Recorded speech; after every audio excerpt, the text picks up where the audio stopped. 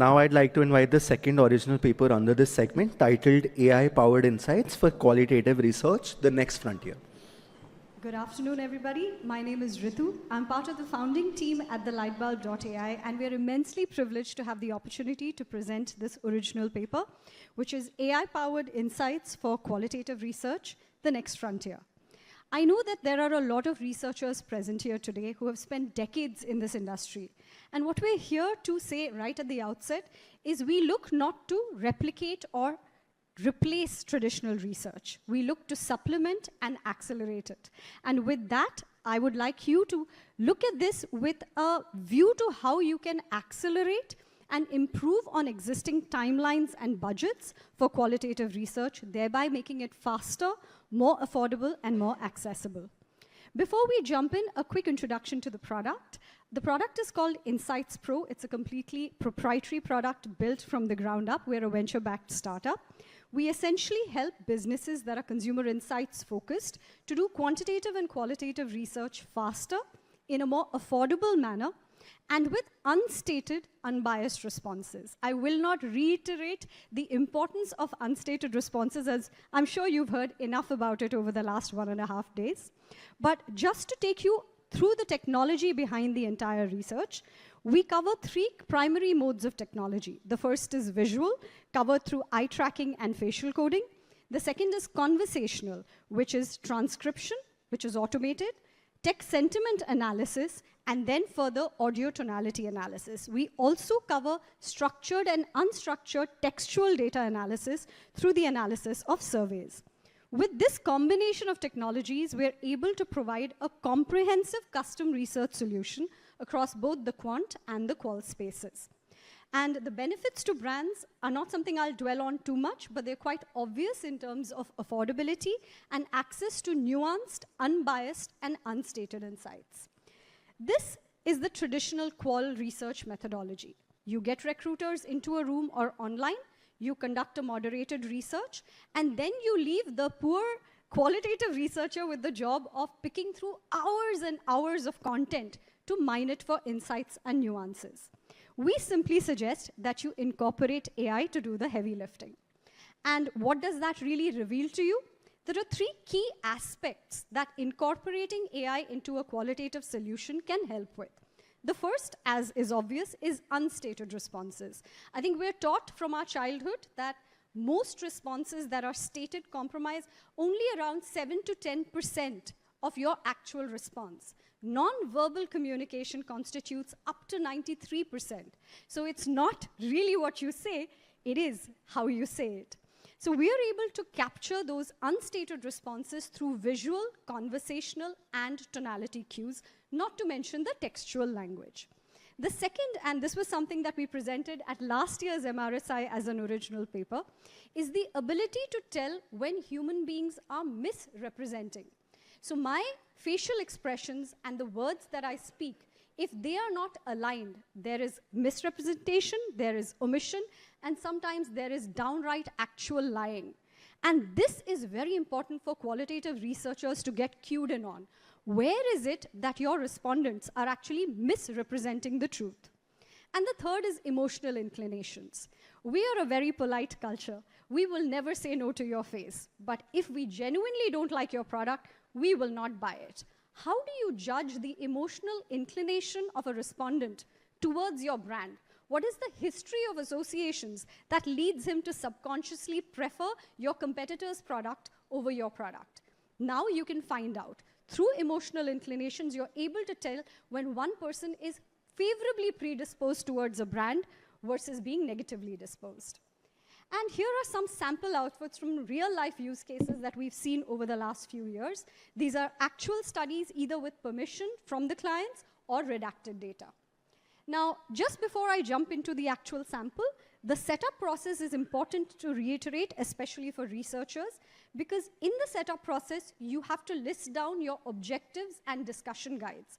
This is what allows the generative AI part of the business to really kick in. When you treat your AI companion as a human being that needs to be briefed about the objectives of the research and the discussion guide, you are empowering them with the background knowledge to understand the context of the conversation and then mine it for the information that you require. So this is some of the initial visual data that comes out. We use facial coding and eye tracking for this part of the study. So you get respondent level, aggregate, and individual emotion maps, which are second by second. So when I am talking about a brand, how is my emotion spiking in response to that conversation? How do the associations that I have had with the brand in the past change my emotional outlook when I'm discussing the particular brand in question? We analyze things like facial expressions, head position, involvement levels by head position relative to screen, eye position relative to screen, and many other factors. And you also have the ability to zoom in and select a particular cut of data, drop in verbatims, choose facial expressions that you want to convey back to your clients, allowing your clients to see what you see. I think one of the things that we've learned as we've worked extensively with researchers is that oftentimes the knowledge resides with the researcher and there is no significant download to client stakeholders. This allows you to tell a client or a brand stakeholder the exact thing that you see, experience the insight, so to speak. The other thing that you can do with these System 1 insights is you can rank on criterias like likability, retention, comprehension, all of the standard criteria, but now you can back it up with data. Instead of a researcher's intuitive feel, now you have actual data points to back it up. You also can significantly highlight what aspects of the brand or association are causing likability or positive emotions to spike. You also then have a lot of heavy lifting help with the content analysis. So for instance, generative AI is deeply underutilized today because using or putting private data onto public platforms is never a good idea. Now that you have GDPR certified SOC2 compliant type data privacy outlooks, you can do all of the content analysis that was done manually at an additional cost within the confines of your platform within seconds. And all of this can be broken down even further. If you've had a tangential output or an insight, you don't have to run the data again. You simply log into the Ask Insights Pro section and you ask it a question and you allow the generative AI to generate hypotheses, tangents, trends, and patterns for you. This allows you to work in isolation, but with a teammate. And of course, you have your standard items. This is a very interesting little study that we got permission to share, which is on product experience testing, where we actually had a customer in a CLT experiencing the taste of a beverage. Now, what came out was very interesting because the earlier quantitative research ranked almost all of the flavors similarly. But when the stakeholders were able to look at this data, the visceral emotional reaction to the sour taste of the product immediately disqualified this as a flavor.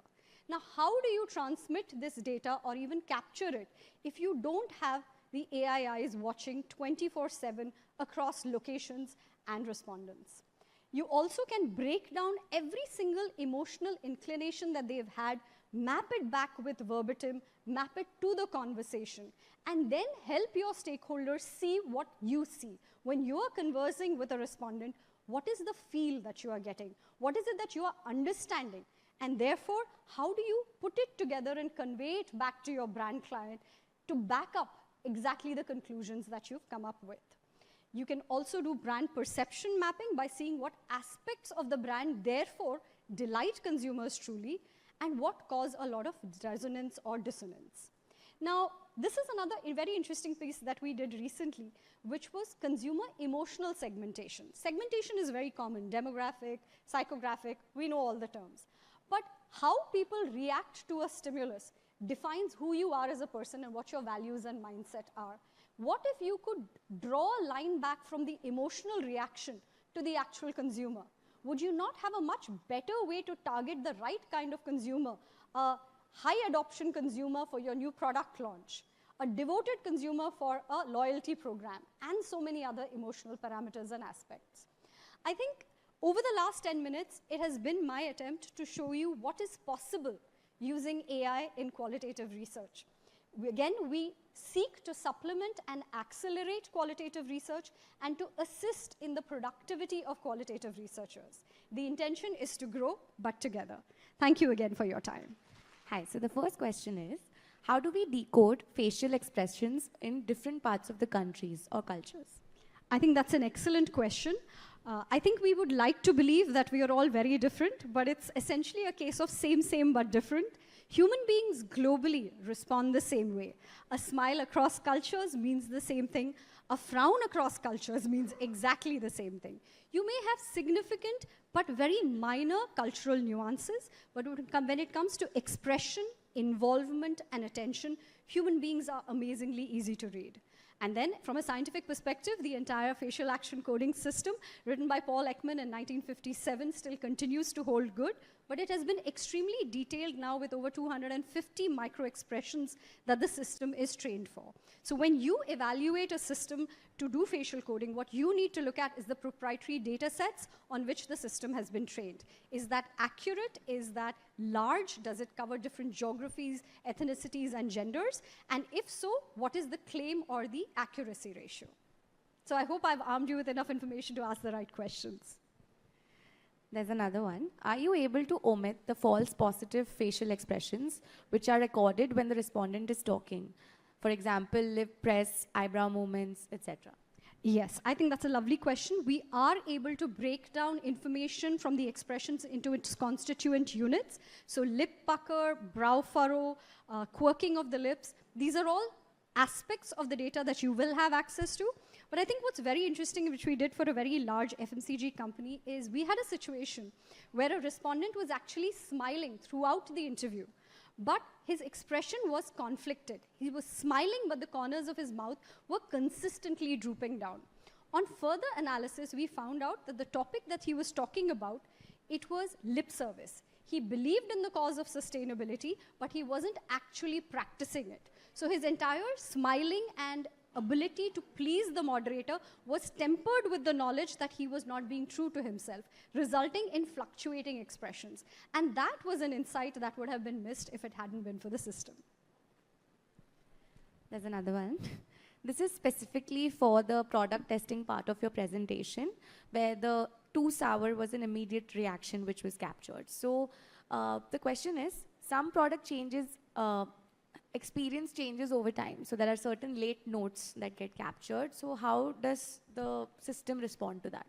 I think the system essentially monitors and gives you data.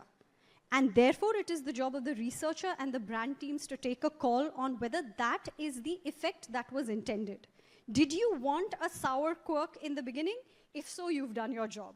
If that was not the intended reaction, then perhaps it's time to go back to the drawing board. And the final one, do you think AI will be able to pick up the guarded gestures when the respondents are being asked something in a controlled environment? Absolutely. I think one of the questions that we get very often is, what if respondents are intentionally misrepresenting? And I think it's very important to understand that when human beings talk to anyone for a certain length of time, you yourself are able to figure out over a period of time if the person is misrepresenting something. AI is no different. Just like a human being, it has been taught to recognize expressions. Over a period of time, human beings do tend to give themselves away. So if you are consistently guarded in your expressions, in your tonality, the system will pick it up as an aberration, because there it is a deviation from normal behavior. And the system is able to capture all behavior, map it according to the benchmark, and show you what's normal and what's not normal. Thank you so much for your time. Really appreciate the kind listening. Thank you. Thank you.